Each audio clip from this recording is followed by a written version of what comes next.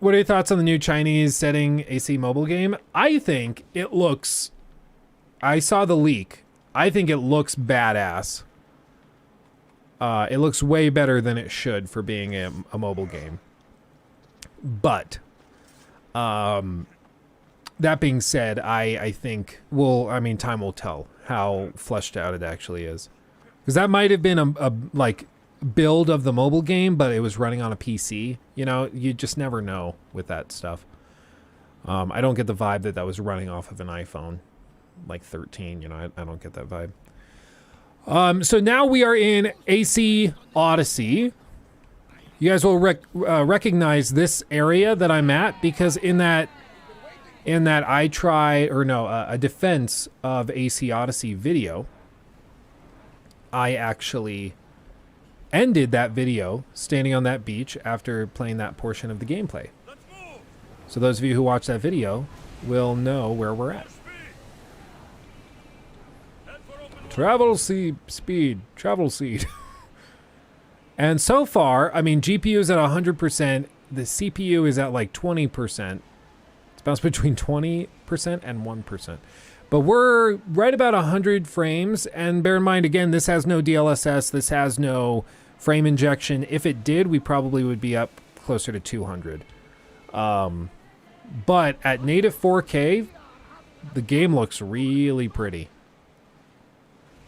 I'll give them that. We'll get to this island. We'll run around and see what that foliage density is like.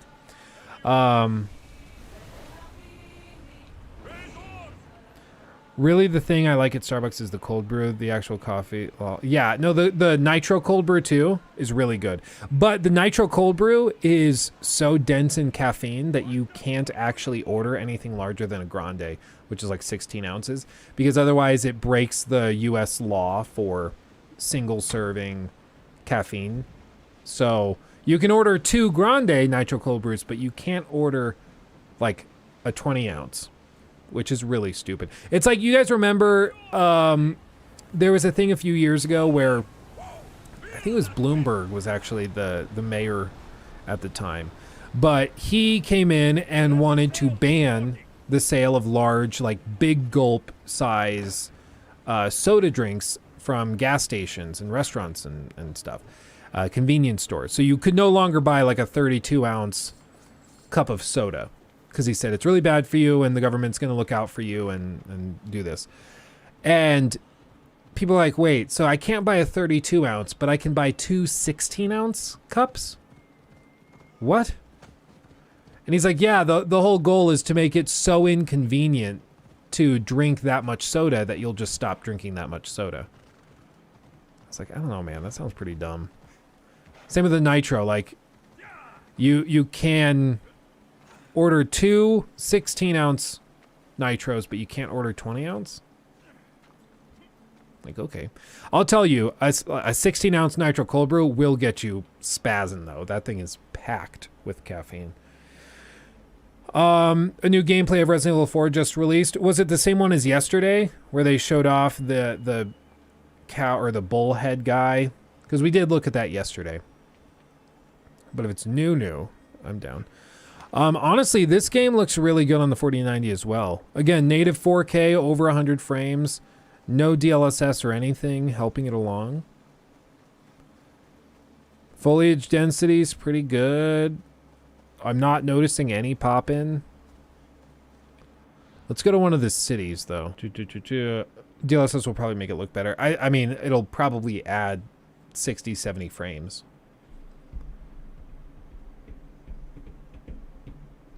Do you enjoy this game more than Red Dead? And what do you think about the criticism that Odyssey is big but really empty as an open world? I enjoy Red Dead more, to be clear. Oh yeah, I'm on top of the statue. That's a throwback. But I enjoy Red Dead more for a variety of reasons that I could get into. But if I'm addressing the complaints that Odyssey is big but empty, I would disagree that it's empty. I would definitely agree that it's ridiculously huge. I think it suffers from some of the difficulties of major open worlds, which is that they have a huge map, a good amount of stuff to do, you know, various side quests, points of interest, things like that. Once you finish those, you have very little reason to hang out in any of those areas anymore. But the goal is, because the map is so ridiculously huge and because of the RPG system in it, once you beat a certain area, you're going to go to the next area that's higher level and then bounce to the next area, then the next area, then the next area, and move your way around the map. So you see, like, Lesbos is like a 4650 level area. Right now I'm level 42. So this is pretty late in the game. I think this is maybe like 40, 50 hours in. But as you clear areas, I mean, you can see, like, over here, I haven't really done a lot of exploring. There's tons of side quests that you can do. Each of these are narrative side quests, the gold ones, that have actual stories tied to them and are anywhere from like 15 minutes long to 30 to 45 minutes long. A couple of them can be like an hour long. So there's a ton of stuff to do. I think one of the complaints that's very justified is that people played Odyssey and they want to go through the main story, right? They want to get through the main story, and when they reach the end of the main story, they say, okay, now I'm done. Now I'm good. But doing that means as you go through, now it's kind of hard to show because I'm at the end of the story in the save. But like if you go up here and I say, okay, right now I'm level 42, as you see in the top right of the screen behind my face. I'm level 42, so if I want to go to Chios or to Lemnos or Lesbos or Thesos, up here at the very, very top, I have to be a higher level. But that's going to take a little while to grind, especially to get to like level 50, because it takes a while to grind. So what players will then have to do if they want to go up there for the next story mission, they'll have to go down here and grind through these side quests and do this, recommended level 40. Do all of these, get the XP, level up to like level 45, then go to this area over here and do like these side quests all in here, knock those out, and then maybe get to level 47. Then they go up here, they do a couple more side quests up here. So there's all these points where you're going through the main story and then you have to stop everything and do side quests to catch up. And that feels bad. It feels like you're just halting all of your progress, and that sucks. Now you notice here, these indicators right here, experience, there's a 50% boost. So one of the things with getting review codes is the game publishers will send you codes that have like everything in it. So cosmetic items, all the DLC, all of the in-store items. Like they'll send you the decked out version of the game, including boosts. Now, the interesting thing about the boosts is that you can pause them. I believe when the game came out, you couldn't actually pause it if you wanted to, but people requested it. So you can pause it if you don't want it, or if you start to get over leveled. But with the boost, and I tested this, with the boost, it just so happens that you can pretty much just play the main story and bypass all side content. And you will level up at a decent enough level that you can get through the story with doing maybe a handful of side quests, and that's it for extra XP to level up. Whereas without the XP boost, which I believe you have to pay $5 for or $10 for, if you don't have that, you have to do all of that side content to level up to get through the main story, which makes it feel intentionally bloated to encourage you to get the XP boost. I find it weird to complain that the game has a lot of high quality side content that you have to play to finish the game. I just find that to be a weird complaint, because I'm like, I thought we wanted good side content, but maybe not. If anything, I think that the story is extremely long. It's not very satisfying when you get to the end of it. And the third act definitely carries on too long. It's pretty bloated, I will agree, with all of that. There's basically like 25-ish hours at the end of the game where effectively nothing happens, and you're left like, okay, well, what's the point of this? Like, why could we not just wrap this up? You know, like, we're really just taking our sweet time on this. So I will agree with all of those things, but on the whole, I think Odyssey is actually a pretty underrated game. Wasn't that one of my complaints about Horizon Forbidden West? You'll have to remind me what, or you'll have to let me know what specifically you're referring to. Bloated third act, I would agree. Diverting the main story to go and engage with side content, I would agree. That's, like, it can be annoying, but as long as the side content is good, I'm down. My problem with Horizon is that the side content is mostly grindy. It's like you have to level up your gear to be able to take on most of the major bots. However, the way you do that is by going and hunting major beasts, and those major beasts have certain like drop rates for in-game items that you use to upgrade your equipment, and those drop rates can be laughably low. Like one item I needed one of a certain piece. I think it was of the like alligator looking monster bot things, and that one item I had to go to multiple places, and I spent an hour and a half killing them repeatedly waiting for that one item to drop so I could upgrade my bow to like do, I think like a handful more damage. Like it was a minimal upgrade, and it just felt grindy and bloated. It just didn't feel fun. It felt stupid. And so stuff like that turns me off hardcore, because that's not, I wouldn't consider that high quality side content.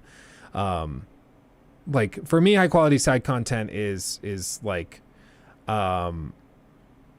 narrative side quests that have stories, characters that motivated or that have motivated actions, and if they tie back into the main story, that's even better. You can adjust the drop rates. Well, what happens, and I talked about this in my critique of it, what happens is players get so frustrated that they change the difficulty levels.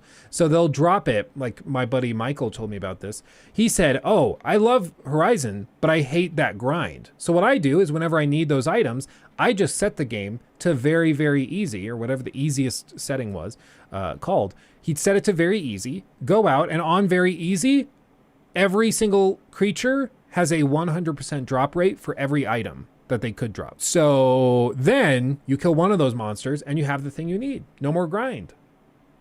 And I tried it and I was like, oh, this is way more fun. This is way better. Like this is great. I don't think you need 100% drop rate likelihood, but it also like, you could tie it into the gameplay. If I'm trying to hunt for like the tusk of one of the big woolly mammoth looking bots, and I have to get that to craft my bow, but like have it so, okay, I have to shoot that off. Just like in Monster Hunter, they kind of did this with the first Horizon for Horizon Zero Dawn. They sort of did it with Forbidden West, but more clear, like with Monster Hunter, where if you want a piece of the tail, if you want a chance at the tail, you have to sever the tail during the fight. Just make it so I have to target that thing. Like there's just so many weird things. You can make the combat hard, but drop rates high. Well, yeah, so they also added that. And for me, that is sort of an admittance that the combat was grindy to begin with on hard. Like, why not just make the combat hard and balance the drop rates properly? Like, so often I feel like Guerrilla with the Horizon games, one of my frustrations is that just instead of balancing things and designing it intentionally and well, they build this thing out where they let the player calibrate it for themselves, which I guess is good because you can tweak it to your liking. But I'd also like it if the game just came and shipped with a functioning, balanced set of systems. Like, I appreciate the ability to tweak drop rates and combat difficulties and that type of thing, now that the game's been out and we can really settle it in based on what we like.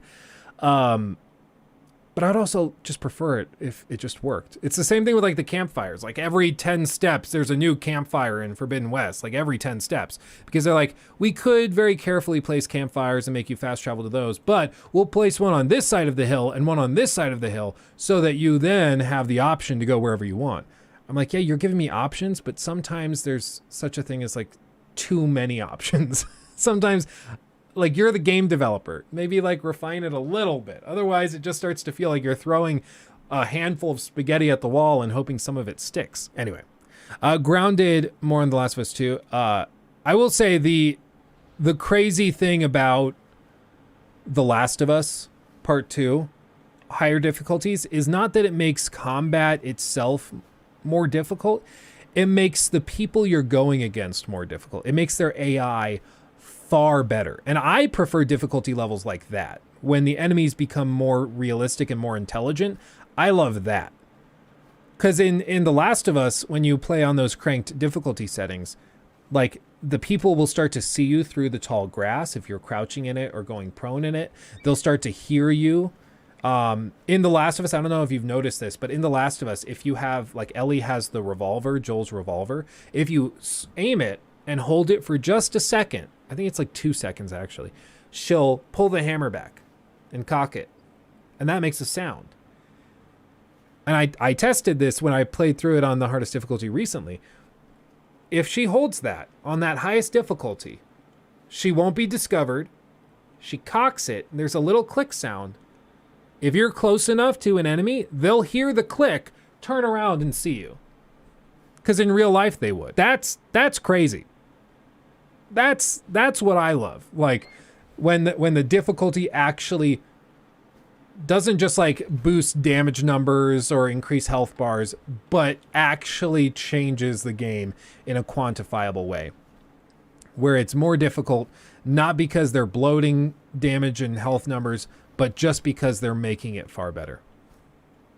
Isn't that AI logic implemented in The Last of Us Part 1 too? I believe so, yeah. No, the AI in The Last of Us Part 1 is also improved. I didn't notice it feeling significantly improved over or as smart as The Last of Us Part 2.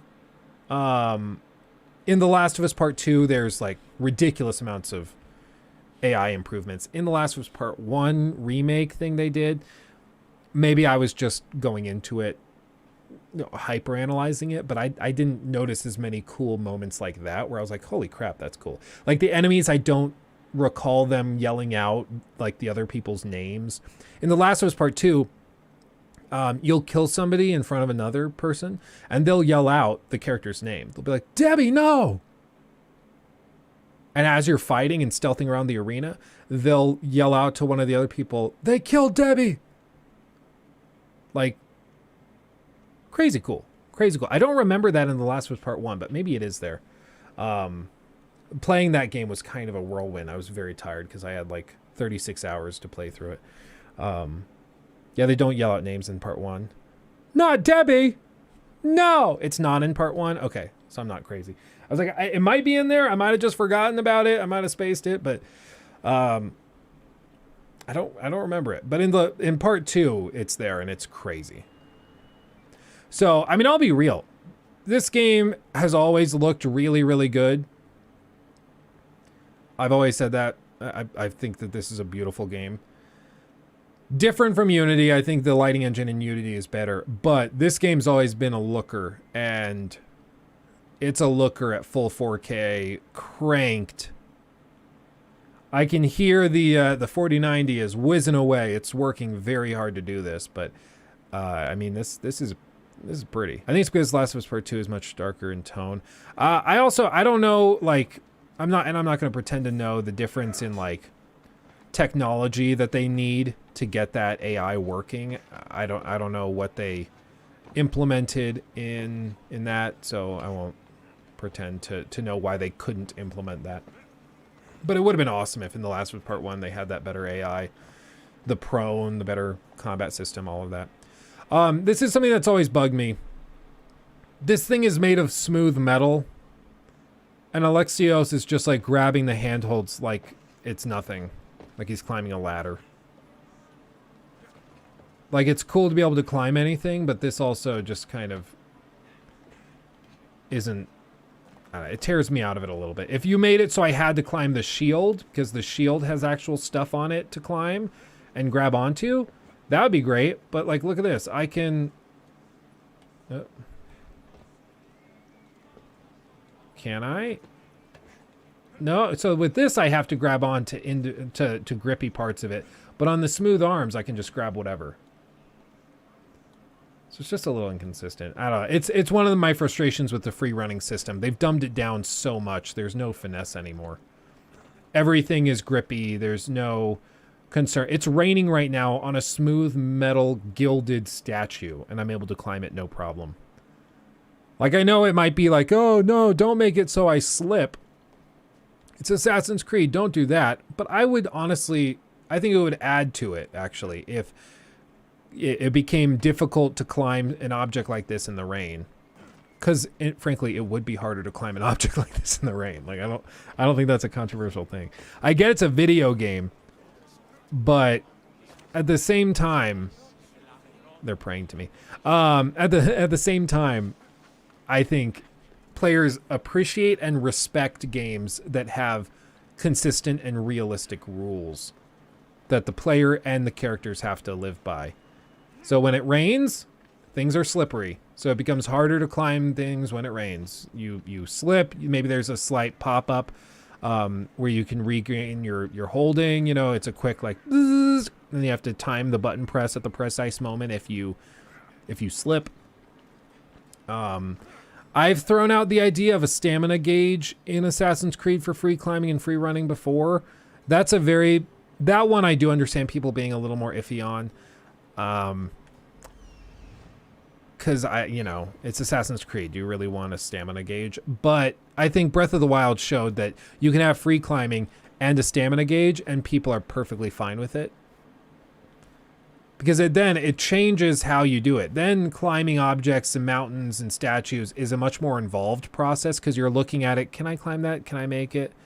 I'm not sure. But I totally understand if people are not into that idea. No shame there. Oh yeah, the poison effect swords and combat. Just straight up magical weapons. The dual daggers, I never found any of the other weapons to be very viable. These things were pretty broken. Luke is a child, not a trained warrior assassin. Yeah. Yeah. Oh yeah, the random flip in the air. That's another thing. When you reach level 25 in Assassin's Creed Odyssey, you just randomly stop taking fall damage. They don't explain it narratively. There's no explanation gameplay-wise. I don't think there's even a pop-up as to why you're no longer taking fall damage. You just stop taking fall damage. It's really random and weird, but it just stops happening. I feel like there was probably like a narrative beat or a scene that explains it, and then they just like cut it or forgot to put it in the final version of the game, because it's really weird. Like, you'll just be playing and then there's no fall damage and you look up and you're like, oh, what happened?